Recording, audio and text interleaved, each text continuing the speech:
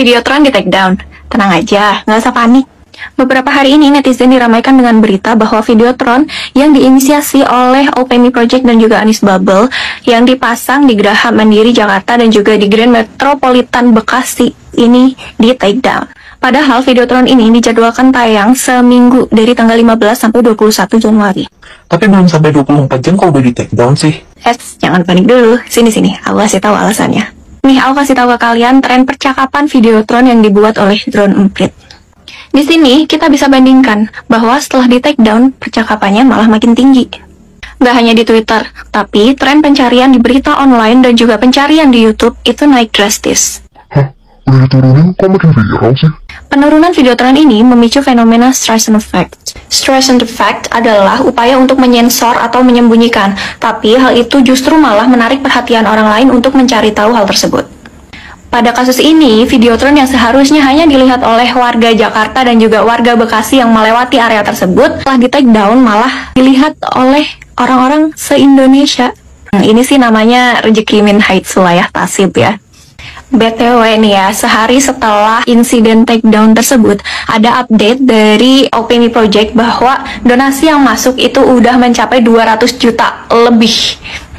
Kira-kira setelah Videotron bakal ada apa lagi ya, karena kayaknya K-popers itu cukup kreatif sih. Sebelumnya mereka udah sempet bikin semacam photocard, terus ada namanya light stick tuh, Amin Bong.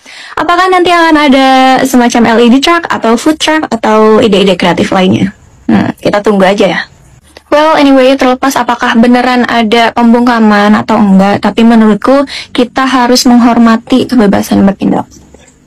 Apalagi yang dilakukan oleh K-popers ini atau K-popification ini adalah hal yang kreatif dan malah memberi warna baru dalam politik Indonesia. Daripada take down Videotron yang visualnya oke, lokasinya strategis, dan sudah pasti berizin, kenapa energi kita nggak dialihkan untuk mengkritisi baliho-baliho liar, bendera-bendera liar yang malah jadi sampah visual? Bikin sakit mata nggak sih? Gimana menurut kalian? Feel free to discuss komen di bawah ya. Amin aja dulu. Iman, kita dari di JS Network, perwakilan Sultra sama beberapa daerah lainnya juga untuk mendukung Amin. Oh, dari Sulawesi berarti? Sulawesi Tenggara. Ini kita pusatnya di sana, tapi kita mulai expand dengan jaringan online.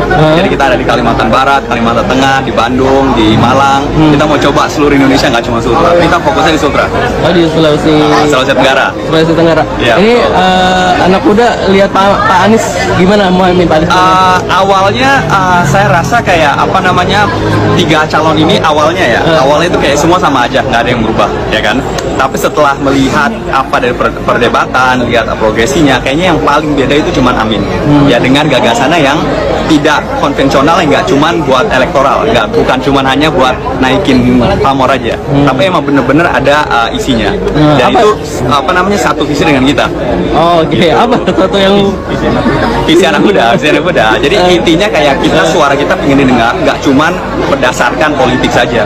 Misalkan untuk memajukan satu negara kan harus lihat ke depannya kan. Kita lihat negara-negara lain yang sudah maju, bagaimana cara pola pikirnya, bagaimana, dan Anies itu terbuka untuk hal seperti ini, mendengarkan anak muda. Itu yang paling penting.